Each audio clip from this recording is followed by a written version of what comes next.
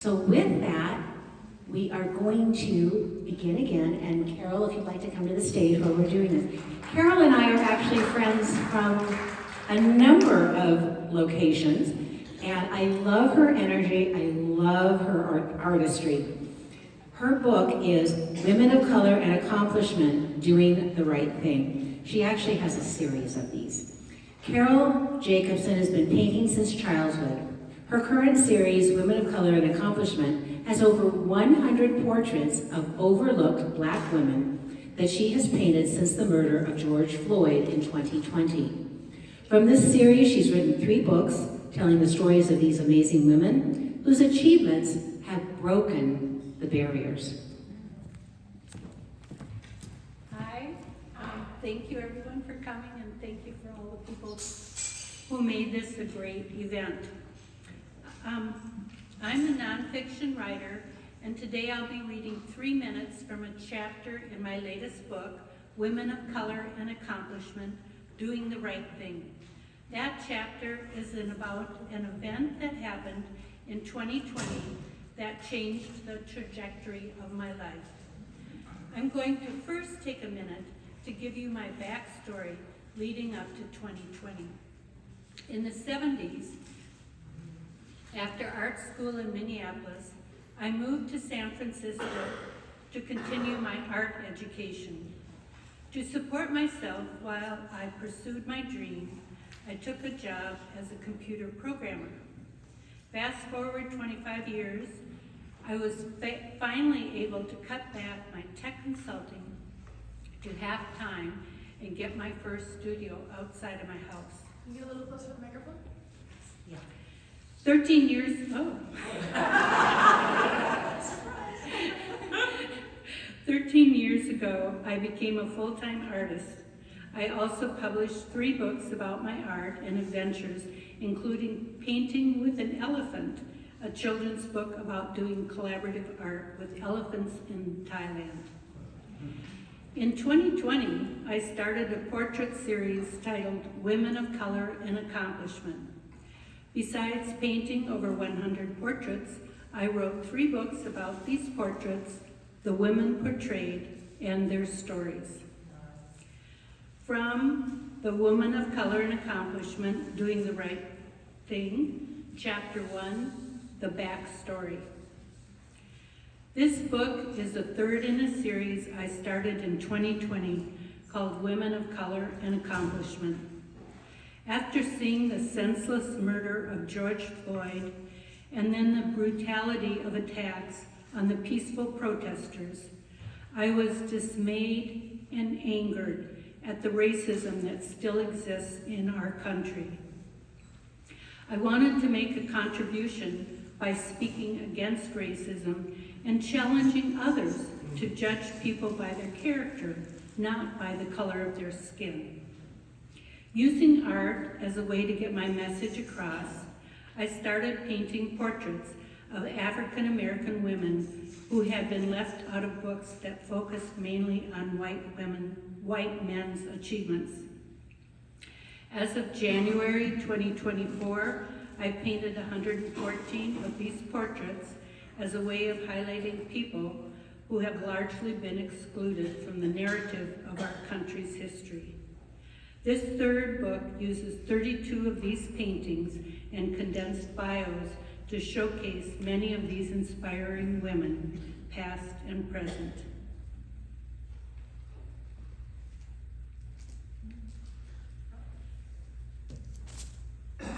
In 1968, Martin Luther King Jr. said, "The time is always right to do what is right." Remembering this quote made it clear to me in 2020 that there would never be a better time to do what is right than now.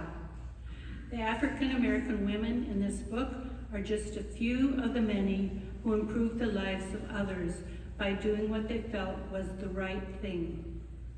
I feel it's important to use one's life in service to help improve the lives of others. Did it just go out? Yeah. Swap.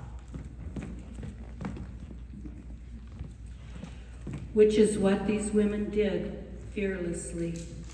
To use one example from this book, Darnella Fraser had the foresight to film the police interactions with George Floyd, and then the courage to post it online for the world to see.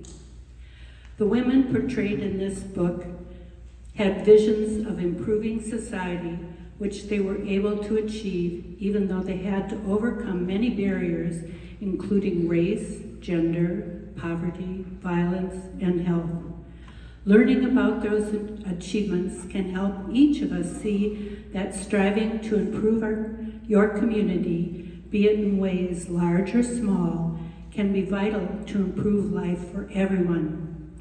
Whether by continuing the fight, righting wrongs, showing the way, or just being an inspiring hero, the women in this book have shown their commitment to do the right thing.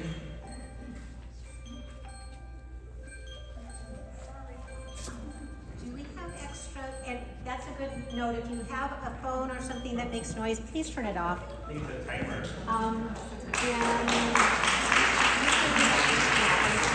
I want to be sure that we have one that we may need another battery. Yeah. Okay. Oh, nope, it's working. It's working. Yeah, it is working. Okay, just wanted to check. Sometimes I do this too. I have been known to put my hand over the button on my phone and then I'm wondering why I can't hear anything. Oh, we're not getting it to stop. Okay, well, while we're doing that, I'd love for Jessie to please come to the stage because you are next, my dear. Okay, so get your little bunnies up here. And yeah, sometimes those timers will not turn themselves off. They're very persnickety about that. Just to give you some context, Jessie and I first met in, I think about 1991 or 92. I had just finished a master's degree in human resources, and then I went back to school to get an applied graphics degree. And that's where I met Jessie at the junior college. And this is just at the time that we were going from hand everything in printing and publishing to using computers. So I was very impressed because he just dazzled me. So here's a little bit more about Jessie. He's a retired graphic design instructor, and he began writing novels 15 years ago. His genres are sci-fi and fantasy, among others. He and his wife, along with several horses, goats, and cats, there's a theme going on here with the cats, live on a small ranch in Northern California's wine country. Welcome, Jessie.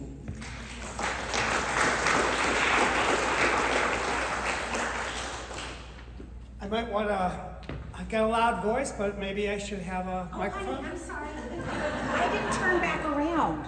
Here you go. I used to teach, so I know how to yell at I know, people. and I didn't say the name of your book. Hey, is this thing on? Yeah, it's on. I'm Jessie. I'm going to be reading from my first novel, Apocalyptic Lullaby. I'll be reading a scene that is actually the scene from the cover of the book.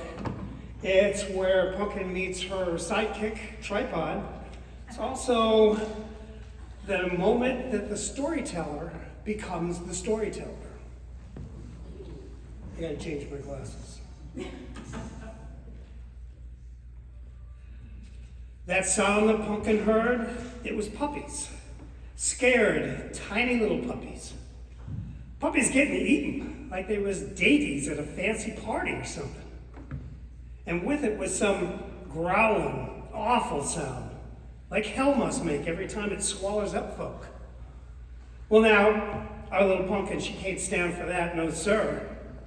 So she jumps on out of Gretel, feeling all the righteous wrath of a little girl avenging wrong on innocent critters, not caring one tiny bit that she was racing away from safety, right into a hell straight out of her nightmares. Now here's where I get to the part I hate like the dickens.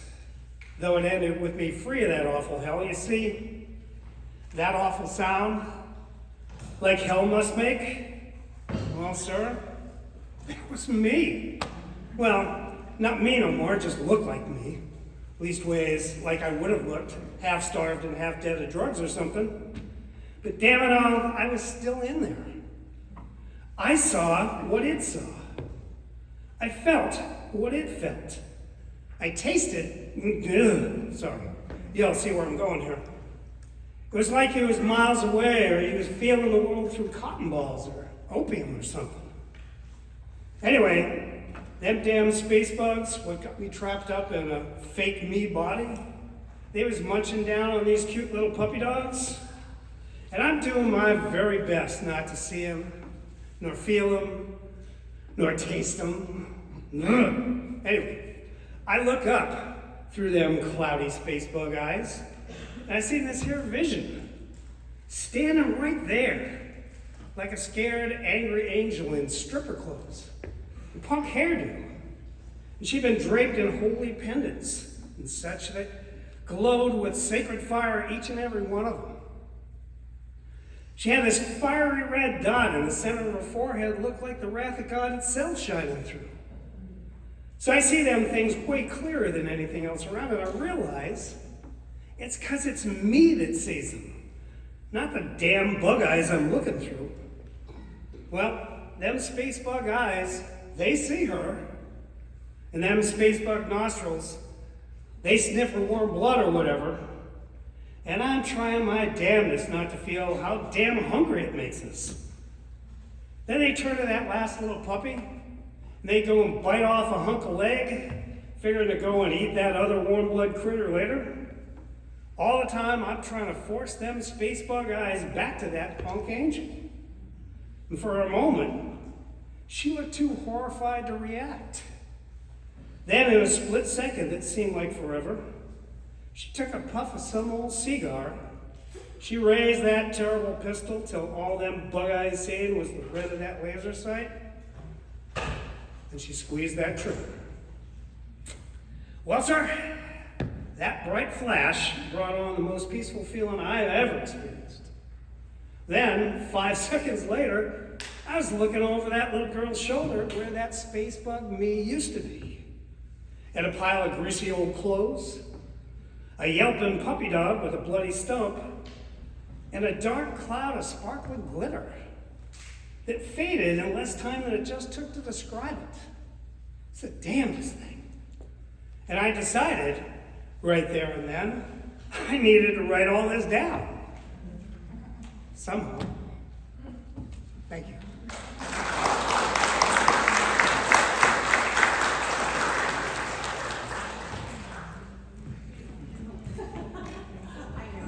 I'm getting good at this part.